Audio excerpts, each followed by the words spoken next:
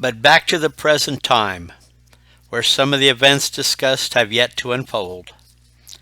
A time where an infant lay on a changing table as her diaper is being removed by her caregiver. A woman who suddenly realized that the containers of handy wipes to clean and wipe the butt has run out and a new container is in the other room. A woman looking down at the baby with her dirty diaper still hanging on her hindquarters by this morning's baby food. The baby, though, is not active, lying in a serene manner on the table. So the woman quickly calculates how fast she can make it to the kitchen and back before the child could roll to the edge of the table and fall off. No one would know, because the baby's mother is at work. It will simply be her little secret. She frames the child's position again in her mind, and feeling everything is in place for a successful retrieval mission to the kitchen, takes off in a mad rush, knowing she will be back momentarily and cleanse this child and put her to bed. The child watches the woman as she takes off in a run, but then slightly turns her head in another direction as she smiles and puts her hands up into the air.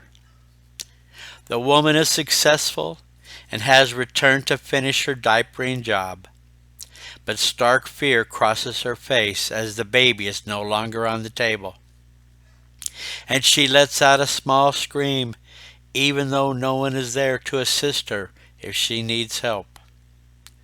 The worst that the woman has imagined is happening, and now she moves to the side of the table and peers down to locate the vicinity of the fall, but no child is there. She turns quickly to the other side of the table, but again no child is there. The woman is now on all fours, looking under the table and anywhere a 4-month-old child could roll, but again she finds nothing. The nightmare is growing because there's no child and no blood where a child might have gotten hurt. She was only gone for a long minute, but the baby has vanished. The woman continues her search as she moves to the bedroom door, the closet, and then she checks the windows for a sign of entry, and being that there is snow outside, an intruder would have left some sort of prints, but she finds the windows locked from the inside. The small scream for discovery quickly turns into a hysterical scream of terror. Someone has taken the baby.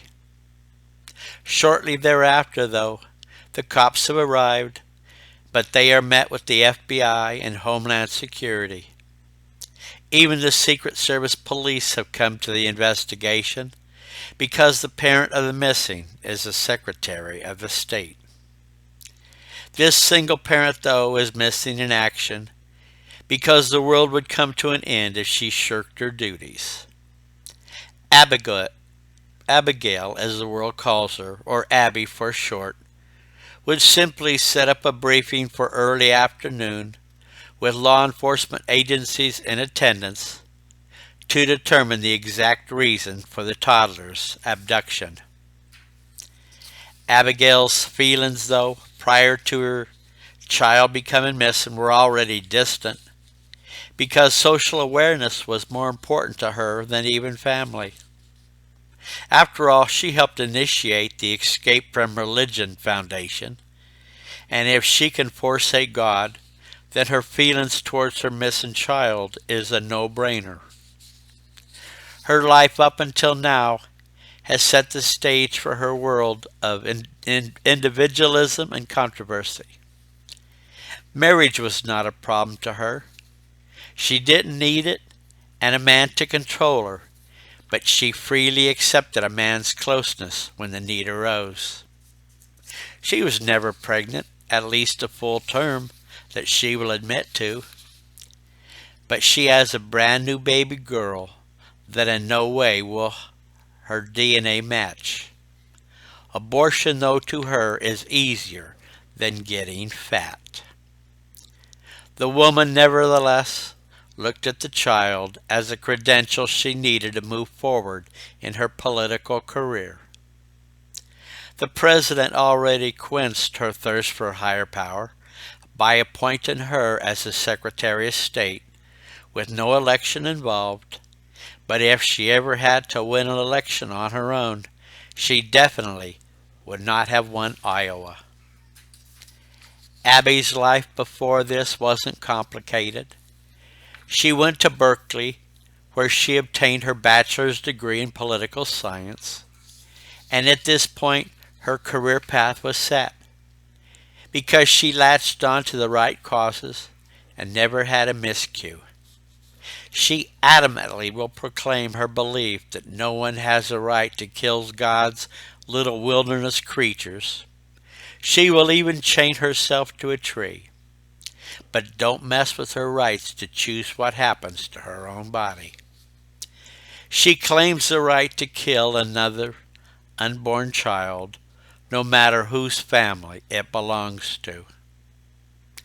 And she doesn't move far from fashion as she displays her practiced belief that the solar energy from the sun is the only source of energy we need.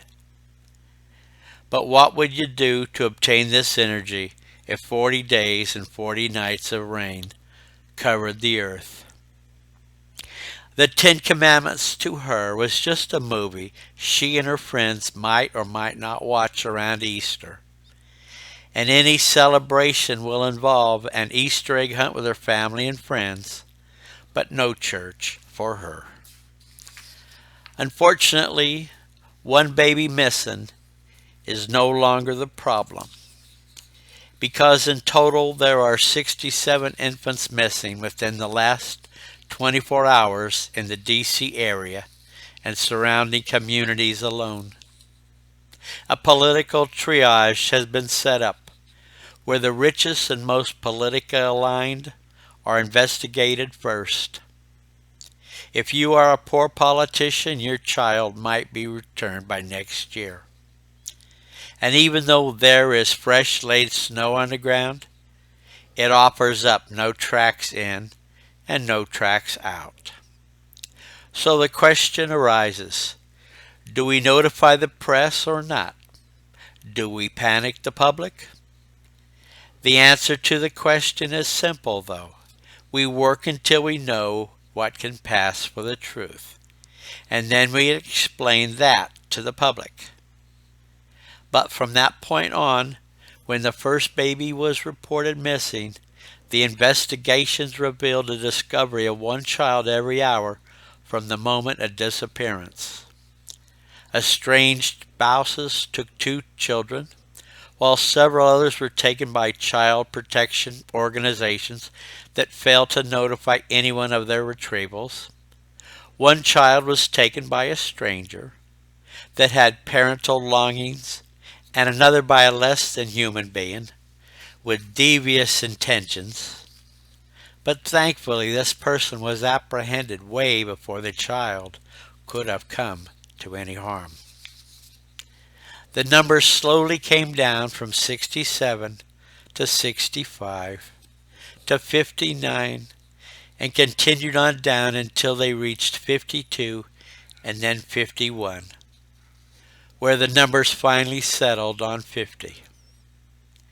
This didn't mean that more kids hadn't been taken since then, but this was a different matter because local law enforcement is already aware of children being taken and their officers more vigilant in their community pursuits.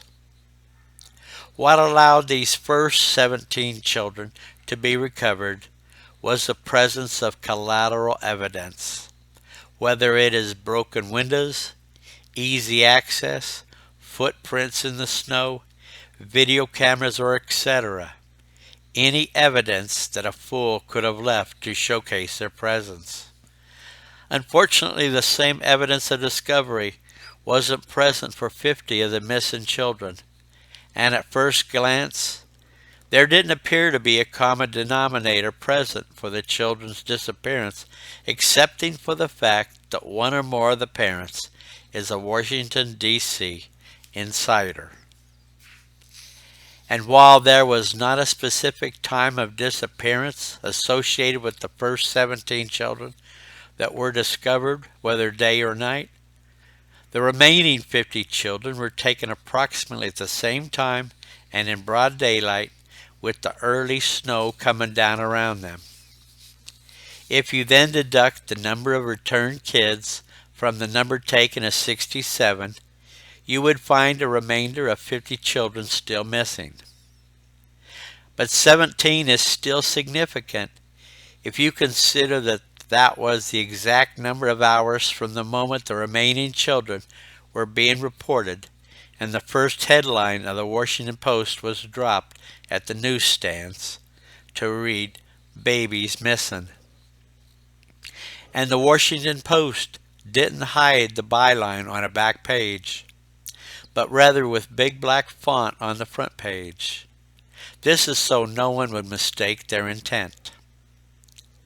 Children of Washington insiders, consisting of female department heads, presidential aides, section chiefs, associate directors, female members of Congress, House of Representatives, and the Senate, are found missing, all in one day. The children of other Washington, D.C. regulars, such as lobbyists, are also missing, as well as law enforcement, Homeland Security, CIA, FBI, etc. A family with a pair of twins found that one of the twins was missing while the other one was still in her crib. Tension in the homes when the children's disappearance was discovered was paradoxical. When one child was found missing, it was horrifying, because one family had to suffer alone, not knowing what transpired during the kidnapping. But the moment the parents found their child was not kidnapped alone, then the sum total of the horror spiraled out of proportion. Fathers who stay at home, grandparents, brothers and sisters, are grilled not just by law enforcement, but painstakingly by the mothers.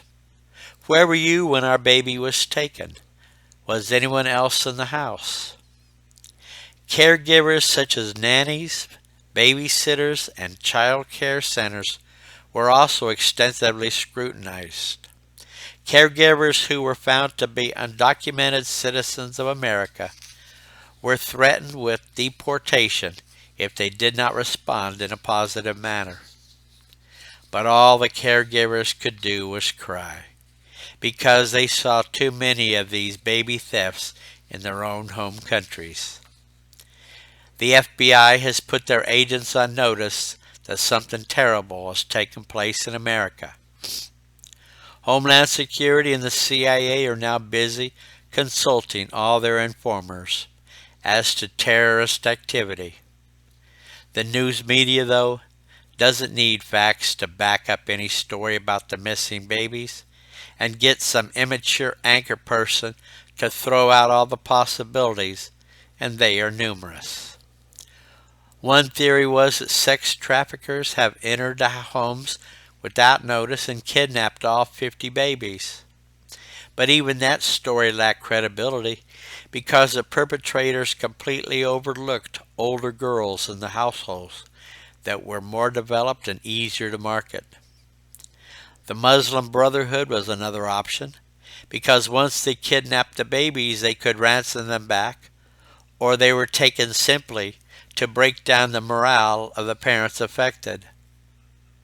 But why take them if you leave no notice of intent? And in actuality, the children taken were from a wide variety of ethnic backgrounds. Everyone involved with the children at the time are now trying desperately to play down their individual past and associations.